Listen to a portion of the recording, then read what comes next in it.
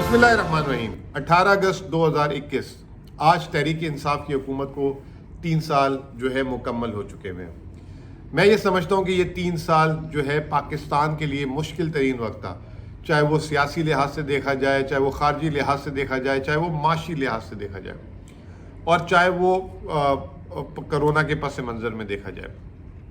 अक्सर औकात ऐसा होता है कि मुल्कों पे बुरे वक्त उनके हुक्मरानों की गलत पॉलिसीज़ और गलत फैसलों की वजह से आते हैं, लेकिन इमरान खान को जो है ये तमाम की तमाम जो हालात हैं वो विरसे में मिले थे, और जिस दिन वो हुकूमत में आए थे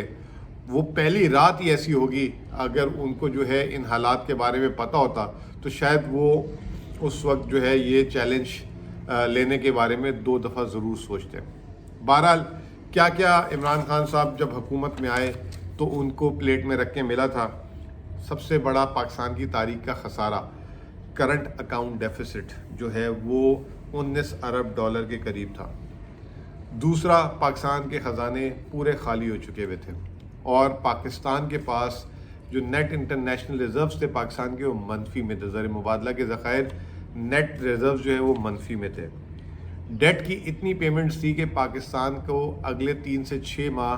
गुजारना नामुमकिन हो चुका हुआ था। पाकिस्तान के पास पैसे नहीं थे कि वो अपने कर्जे उतार सकते थे। तिजारती खसारा इतना बड़ा हो चुका हुआ था कि जितनी हमारी बरामदात थी उससे दुगनी से ज़्यादा हमारी दरामदात थी। अगर बर वक्त फैसले ना होते तो शायद हमारे पास दरामद करने के लिए पैसे ना होते, तेल दरामद करने के लिए, खाने पीने की चीज़ें दरामद करने के लिए, मिलिट्री का असला दरामद करने के लिए पैसे ना होते। फिर उसके बाद हमारी बरामदात, जैसे मैंने कहा कि मुस्लिम लीग नून ने जहाँ से सफ़र शुरू किया था 5 सालों में, वहीं पे जो है ख़त्म किया बरामदात का। पहले नीचे लेके गए, फिर जो है वहीं पे ख़त्म किया। उस दौरान बांग्लादेश ने अपनी बरामदात दुगनी कर ली, 22 अरब डॉलर से 40 अरब डॉलर कर दी। हमारे साथी हैं, दोस्त हैं, मोहम्मद सुहेल उनकी कंपनी है, वो एक सुबह से एक मवाज़ना और डाटा लेकर घूम रहे हैं। फिर एक मुसल्लत की गई चीज़ जो FATF थी। माजी में भी हमारे ऊपर FATF में हम ग्रे लिस्ट में जाते थे, लेकिन माजी की हुकूमतें हमारे FATF के जो मसाइल थे उसको हल करने की जगह बैरूनी ताकतों से जाके नेगोशिएट करके फेवर लेके वक्ती तौर पे उसको हटाते थे। FATF अभी तक हमारे गले का हार बना हुआ है, लेकिन उसमें भी बहुत बड़ी कामयाबी अभी हासिल हो चुकी है। सर्कुलर डेट, गर्दिशी कर्जा, एक तो बहुत ही हाई था जब ये हुकूमत आई। उसके बाद पिछली हुकूमत ने जो जुल्म किया वो ये किया कि पाकिस्तान की तारीख के महंगे तरीन बिजली घर के मुआहदे करके चली गई, जिसकी अब जो है हमें सज़ा भुगतनी पड़ रही है, और जो है हुकूमत के पास कोई ऑप्शन नहीं है बिजली की कीमत बढ़ाए बगैर, वरना हम आलमी मार्केट में डिफ़ॉल्ट करार दिए जाएंगे अगर हमने उनकी पेमेंट नहीं की। फिर उसके बाद हमारी जो पिछली हुकूमत थी उन्होंने जो है ग्रोथ का इन्हिसार इम्पोर्टेड ग्रोथ पे किया। इम्पोर्ट ग्रोथ की डेवलपमेंट इस तरीके की की कि सारा का सारा सामान मुल्क से बाहर से दरामद होना पड़ा, और दूसरी तरफ उन्होंने जो है कारखाना साजी और ज़राअत खसूसी तौर पे उस पर कोई तवज्जो नहीं दी। पाकिस्तान की लगभग ज़राअत पिछले 10 सालों में वहीं पे खड़ी रही, जिसकी वजह से हमें फूड सिक्योरिटी का इशू आया। 2008 से पब्लिक सेक्टर इंटरप्राइजेस की जो लॉस मेकिंग वो थी, वो जो है अभी तक हल नहीं हो पा रही थी। इस हुकूमत ने अब जाके जो है, कल मैं देख रहा था ज़राई तरक्याती बैंक मुनाफे में आ गया। PIA के लिए सख्त फैसले किए। स्टील मिल उन्होंने एहसास कर लिया कि नहीं चल सकती, उसके लिए सख्त फैसले किए। काफ़ी जिसे कहते हैं अभी भी बहुत बड़ी लिस्ट है, लेकिन इस हुकूमत ने कुछ आके थोड़ा बहुत काम करना शुरू कर दिया। अब जो हमारी बिजली घर हैं, जो बिजली की तरसीलात की कंपनी है, लेस्को, हेस्को वगैरह, उस पे भी जो है इस्लाहात पे काफ़ी काम कर रहे हैं ताकि कम से कम नुकसानात हो। फिर उसके बाद आप देखें कि पिछली जो जरदारी साहब ने जो एक करकरे, जो एक तुर्की का जहाज़ था रेंटल पावर का, उस पे पाकिस्तान को लिटिगेशन में ले 1.5 से 2 अरब डॉलर की उस पे जुर्माना था। रिकोडेक फिर उससे बड़ी कहानी है, जिसमें जो है हुकूमत पाकिस्तान, पिछली हुकूमतें भी कुछ नहीं कर सकी, हासिल कर सकी, वो भी जो है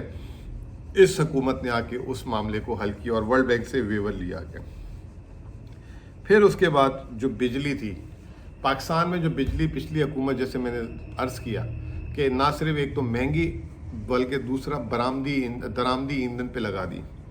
LNG سے لے کر کوئلہ بھی ہمارا پاکستان میں پیدا ہو سکتا تھا، لیکن انہوں نے ساری کے ساری اس پہ انحصار کیا اور آبی وسائل پہ بالکل بھی توجہ نہیں دی۔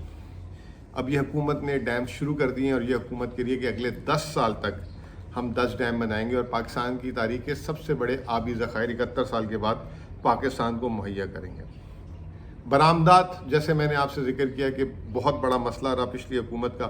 یہ حکومت بھی شروع کے 2 سال جو ہے جیسے میں نے کہا شروع میں خسارے کو ڈیٹ ڈیفالٹ سے بچنے کے لیے، اس کے بعد اب ان کی توجہ ایکسپورٹ کی طرف آئی۔ ایکسپورٹ کی طرف توجہ صرف اس وقت ہو سکتی ہے جب آپ کی زراعت اچھی ہو، دوسرا آپ جو ہے ٹیکس ریفنڈز جو ہے ان کے نہ روکیں ایکسپورٹرز کے، اور تیسرا ان کو جو ہے انفراسٹرکچر دیں، سستی بجلی دیں۔ یہ حکومت ابھی جیسے کل ہی جو ہے 1 سال کی اگلی بجلی جو ہے سستی بجلی ایکسپورٹرز کے لیے آئی ہے، اس وقت $13 سے $14 کی خود منگا رہی ہے LNG، اور برآمدات کرنے والوں کو $7 کے قریب دے رہی ہے تاکہ ملک میں برآمدات ہو سکے۔ ریفنڈز تاریخ کے ہائیسٹ ترین 1 سال میں 251 ارب روپے انہوں نے دیے۔ اس کے ساتھ ساتھ اگر آپ دیکھیں تو احساس پروگرام 260 ارب روپے، جب یہ پیپلز پارٹی نے شروع کیا تھا تو وہ جو ہے لگ بھگ 70 ارب کے قریب تھا، جب اسحاق ڈار والے گئے تو 120 ارب تھا، یہ 3 سال میں 260 ارب پہ چلا گیا، اور کافی امید کی جا رہی ہے کہ جب 5 سال ان کی حکومت کا ہوگا تو یہ 400 ارب روپے سے تجاوز کر جائے گا۔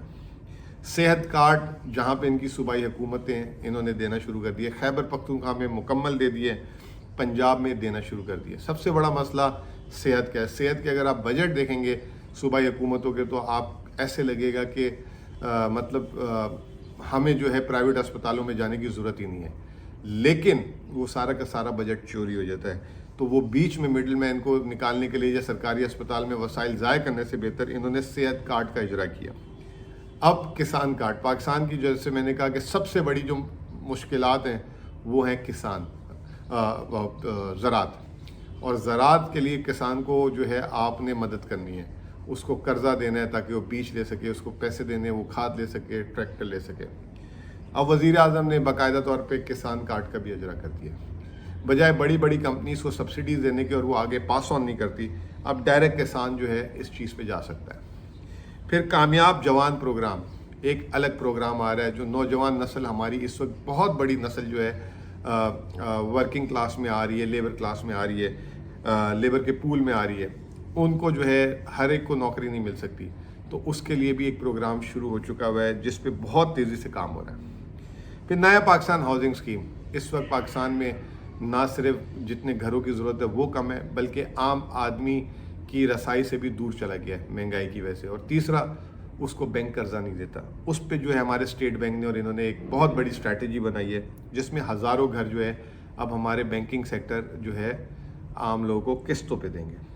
پھر اس کے بعد SME فائنینسنگ، ابھی تک آپ دیکھیں جتنی بھی پاکستان میں مراد لوٹ مار ہوتی ہے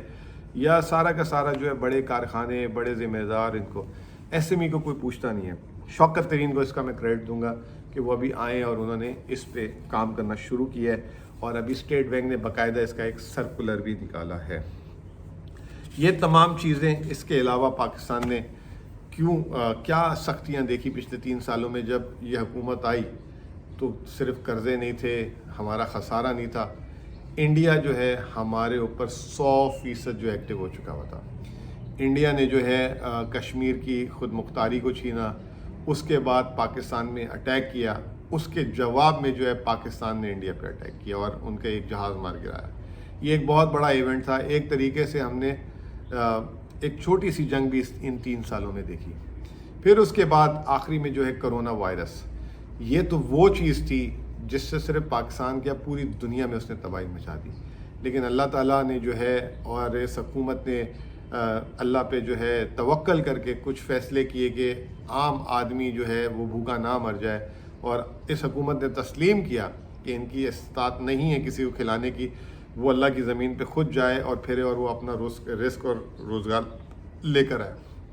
تو وہ وہاں پہ بھی جو ہے کامیابی حاصل کی، اور دنیا کی 3 بہترین معیشتوں میں شامل کر دیا، نہ صرف گروتھ پوائنٹ آف ویو سے بلکہ کرونا سے فائٹ کرنے میں بھی۔ احساس پروگرام دنیا کا 4تھا بہترین پروگرام۔ تو یہ 3 سالوں کے ان کی رپورٹ کارڈ تھی، اور ان 3 سالوں میں یہ جو رپورٹ کارڈ تحریک انصاف نے جتنے کم وسائل اور چیلنجز، اس کے بعد عالمی دنیا پوری ہمارے خلاف کھڑی ہو گئی افغانستان کے مسئلے کو لے کر اور دوسرے مسائل کو، انڈیا دوسری طرف سے اس نے پوری اپنی جسے کہتے ہیں توانائی لگا دی کہ پاکستان کو پیچھے کر سکے۔ لیکن الحمدللہ یہ حکومت، اس کی ایک وجہ تھی، اس حکومت نے سب سے پہلے تو اس ملک کے جو 2 سب سے بڑے ادارے تھے، جوڈیشری اور آرمی یا اسٹیبلشمنٹ، ان کے ساتھ جو ہے ایک پیج پہ آنے کی کوشش کی، تعاون کیا، تاکہ جو ہے کاموں میں مداخلت نہ ہو سکے اور پاکستان آگے بڑھ سکے۔ یہ ایک بنیادی فرق تھا اس حکومت کا پچھلی حکومتوں کے مقابلے میں۔ ایک یہ وجہ تھی۔ اب اس کے بعد یہ جو ہے آگے بھی اصلاحات تیزی سے کرنے جا رہے ہیں، صوبوں میں، چھوٹی چھوٹی بڑی بڑی جگہوں میں۔ اگلے 2 سالوں میں ان کے لیے سب سے بڑا چیلنج ہے مہنگائی۔ 3 سالوں میں جو ان کے فیلیئرز ہیں، اس میں جو ہے فیلیئرز تو میں کہوں گا کہ نہیں، ان چیزوں کو صحیح کرنے کے لیے ان کا جو ایک آؤٹ کم تھا وہ مہنگائی تھی، اور اس مہنگائی کو انہوں نے کافی حد تک کوشش کی ہے کہ اب وہ اس وسائل آ چکے ہیں، فسکل سپیس آ چکی ہے کہ وہ اپنے اوپر لے سکیں۔ اس کے علاوہ جو ہے قوت خرید، آمدنی 4% ہماری گروتھ آ چکی ہوئی ہے، اگلے سال ہم 5% سے کراس کر جائیں گے۔ وسائل ہمارے جو اسٹیٹ بینک سے حکومت پرووائڈ کر رہی ہے، یہ ایک دوسرا بڑا چیلنج ہے، زیادہ سے زیادہ ترقی آ سکے۔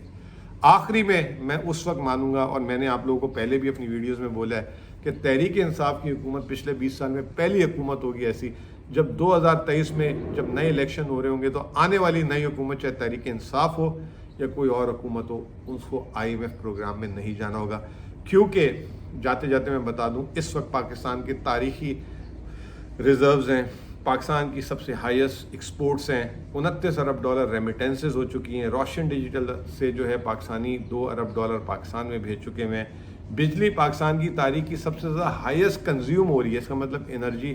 کا استعمال ہونا شروع ہو گیا ہے۔ تو ہم ترقی کے ایک راستے پہ ہم گامزن ہو چکے ہیں۔ انشاءاللہ تعالیٰ اگلے 2 سالوں میں اس سے بھی زیادہ مزید جو ہے اچھے نتائج سامنے آئیں گے۔ بہت بہت شکریہ۔